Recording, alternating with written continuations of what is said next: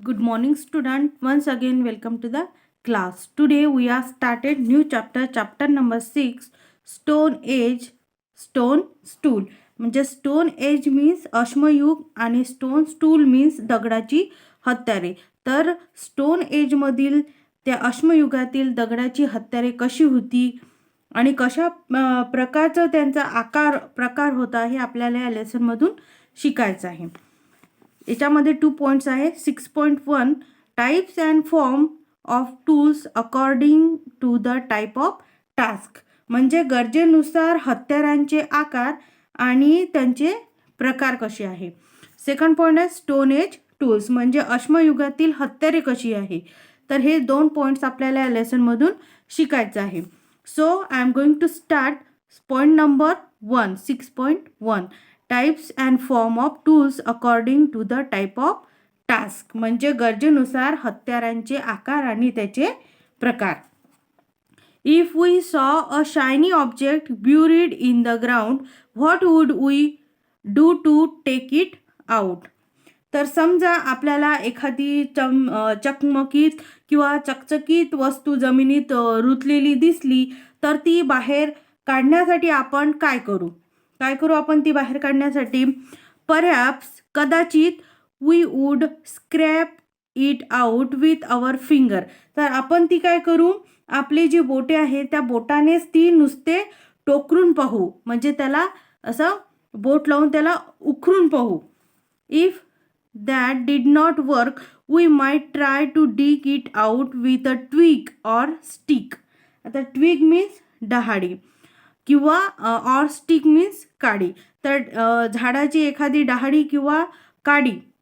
तर आपण काय करू, आपल्याला जर बोटाने नुसते टोकरून पाहू, जर तसं जमलं नाही तर आपण एखादी कडक काटकी शोधून किंवा त्या काटकीने म्हणजे एखादी काडी घेऊन किंवा त्या काडीने आपण ते उकरून पाहू. If that too did not work we would have to look for a pointed stone. तर तसंही आपल्याला नाही जमलं तर आपण मात्र एखादा छोटासा जो अंकुचीदार त्याला टोक असेल असा दगड आपण शोधून आणू ते उकरायला. That should do the job. आणि त्या दगडाने आपण ते काम करायला सुरुवात करू. But if it still doesn't then we would have to get an iron rod to dig that shining object out. तर तसंही नाही जमलं, आपल्याला नाहीच झाले तसे, तर आपल्याला लोखंडाची जी सळई असते ती सळई आणावी लागेल. And this shows that we need to choose the tool according to the demand of the task. आणि यावरूनच आपल्याला कामाच्या आवश्यकतेनुसार साधन निवडावे लागते हे आपल्याला लक्षात येते. The following 4 factors determined our choice of tools.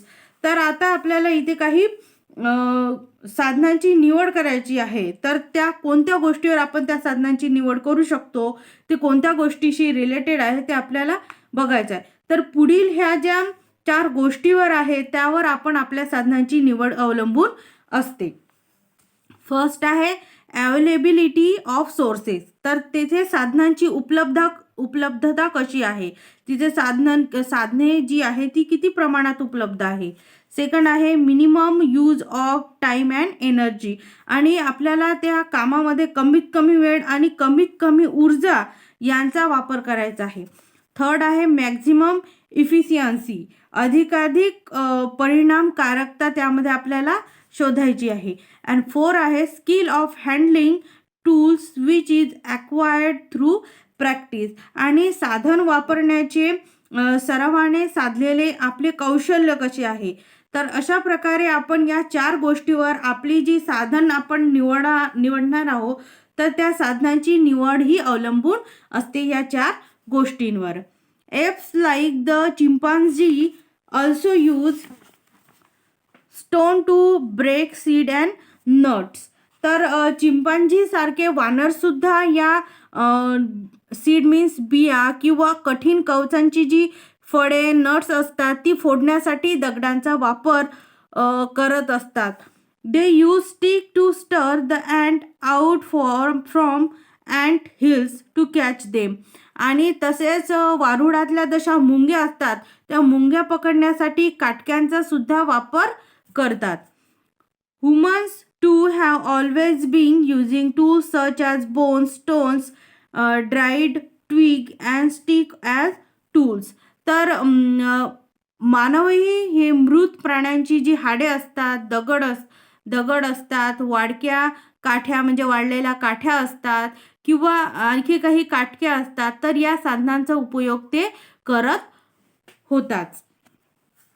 With continuous and minute observation, experimentation, and their inborn imagination, humans learned that they could sharpen rods, bones, stick, and stones into tools to carry out their task more efficiently. तर सततचे जे बारीक निरीक्षण असते, observation means निरीक्षण, and experimentation means प्रयोग, आणि in born imagination म्हणजे अंगची कल्पनाशक्ती म्हणजे स्वतःच्या अंगची कल्पनाशक्ती यांच्या आधारे ज्या काही स्टिक असतात म्हणजे काठ्या असतात, काटक्या असतात, बोन्स असतात, हाडे किंवा जे दगड असतात ते तासले तर त्यांच्या मदतीने कामे जी असतात ती अधिक चांगली होतात, हे मानवाच्या तेव्हा लक्षात आलं. They also learned that they could give these object any shape they desired. आणि शिवाय त्याचप्रमाणे त्या वस्तूंना हवा तसा आकार आपल्याला देता येतो हेही त्याला त्यावेळेस समजले. In the previous lesson, we saw that stone tools were found with the remains of Homo habilis. तर बघा आपण मागील पाठामध्ये पाहिले की जो कुशल मानव होता म्हणजे होमो हॅबिलिस होता, तर तो कुशल मानव अवशेषाबरोबर दगडांची जी हत्यारे होती ती त्याला मिळाली होती. We can say that he made them because they were found near his remains. आणि त्या अवशेषाच्या जवळपास ती जी हत्यारे मिळाली म्हणून ती त्याने बनवली होती असे आपल्याला म्हणता येईल. But did he make only stone tools. परंतु तो फक्त दगडाचीच हत्यारे बनवत होता का? The answer to this question is no, because he made tools from other materials as वेल.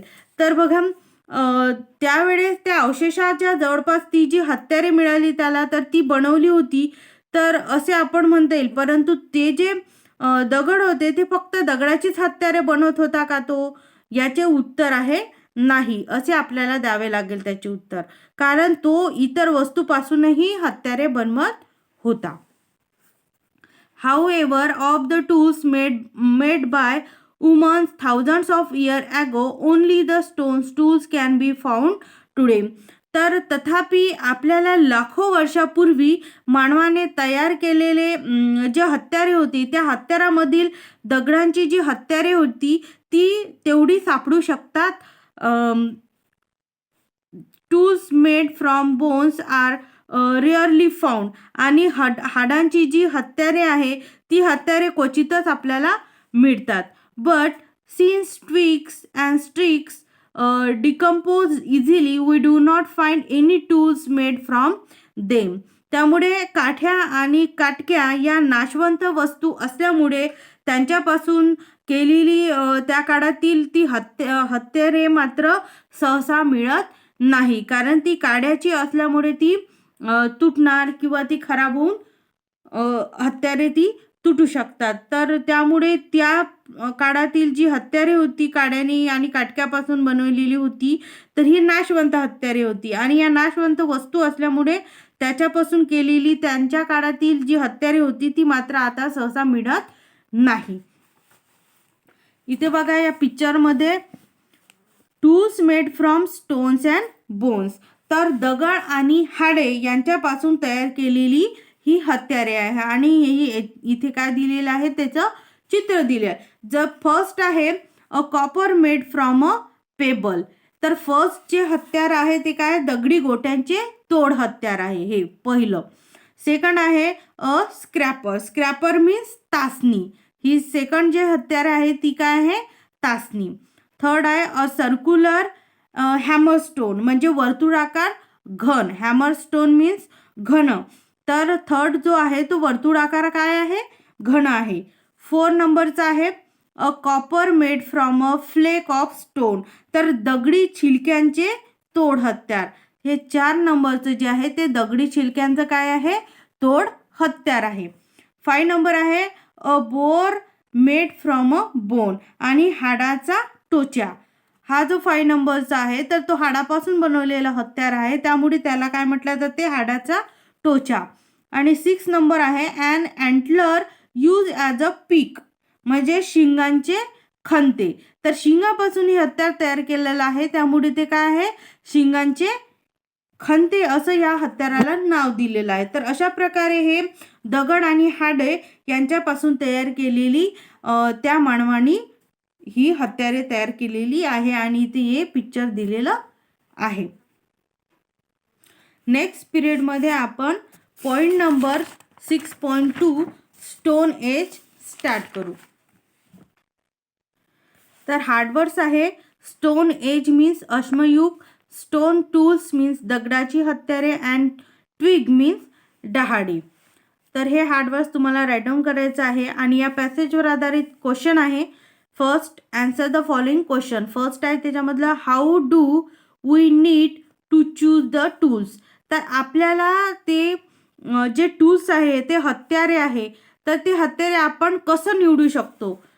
त्याचा आन्सर आहे we need to choose the tools according to demand of the task. म्हणजे जी डिमांड केलेली आहे त्या डिमांड ऑफ द टास्कनुसार आपण ती choose करू शकतो. तर हे आन्सर परत तुम्हाला 4 टाइम राईट डाऊन करायचं आहे. सेकंड क्वेश्चन आहे did Homo habilis make only stones tool.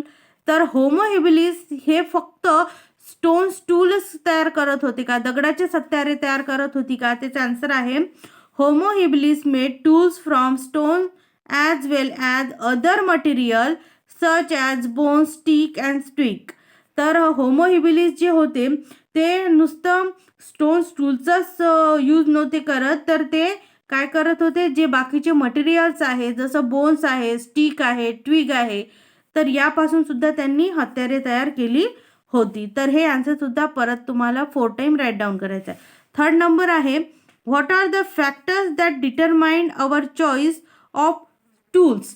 तर आपल्याला जर साधनांची निवड करायची आहे तर त्या साधनांची निवड करण्यासाठी कोणत्या गोष्टींवर आपण अवलंबून असते किंवा कोणत्या 4 गोष्टी आहेत ज्या त्यावर अवलंबून असतात. तर त्याचं फर्स्ट आहे our choice of tools is determined by the following factors. कोणते फॅक्टर्स आहे ते 4 आहे बघा. फर्स्ट आहे अवेलेबिलिटी ऑफ रिसोर्सेस. सेकंड आहे minimum use of time and energy. Third आहे मॅक्झिमम इफिशियन्सी. अँड 4 आहे skill of handling tools which is acquired through practice. तर हे 4 जे पॉईंट्स आहे ते 4 पॉईंट्सनुसार आपण साधनांची निवड ही अवलंबून असते. तर हे आन्सर सुद्धा परत तुम्हाला 4 टाइम राईट डाऊन करायचं आहे.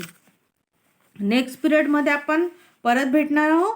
So good day and good bye student.